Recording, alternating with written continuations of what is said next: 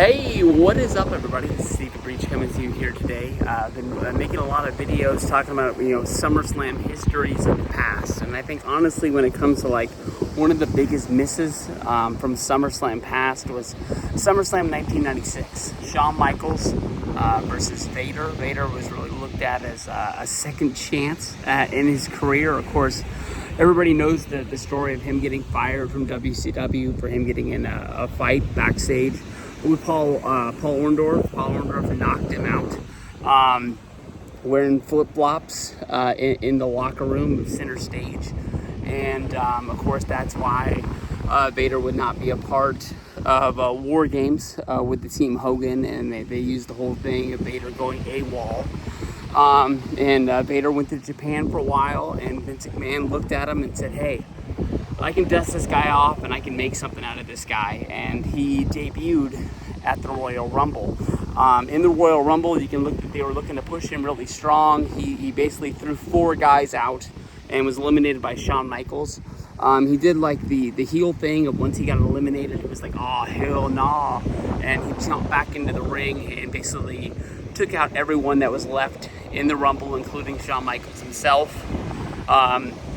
Then, of course, it would have to be his feud with Yokozuna over who was the big guy in Camp Cornette, with basically Yokozuna being thrown out of Camp Cornette. They were supposed to have a singles match at WrestleMania, but due to, I guess you can just sort of say, fear of Yokozuna not being able to compete in a one-on-one match, it was turned into a 6-man tag, and that's what led to Vader going up against Shawn Michaels at SummerSlam. Vader easily, became a number 1 contender in the company really, really fast. Shawn at that point, honestly, I don't think he was having a lot of fun in his job. There was lots of stories of him, basically trying to be fired. He wanted to go to WCW to hang out with his friends. He didn't really want to be a part of WWF anymore.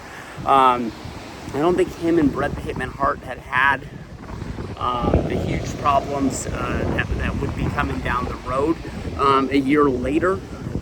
But during the match, Vader, he blew a couple spots.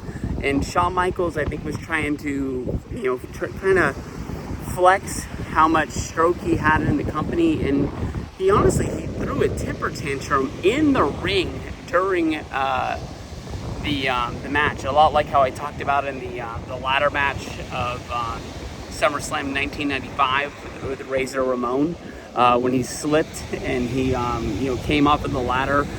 Then he grabbed the ladder, threw it out of the ring like it was the ladder's fault that he fell, regaining another ladder to climb up and end the match. It was just a blooper in the match, and they just sort of slip through and just get through it.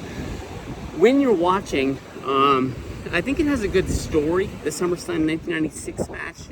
Basically, the match is restarted 2 times. Once because the match ended on countout, another because it ended on disqualification.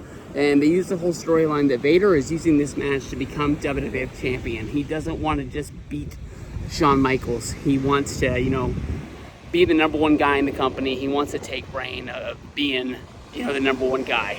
And they restart the match. The match ends with Shawn actually beating Vader.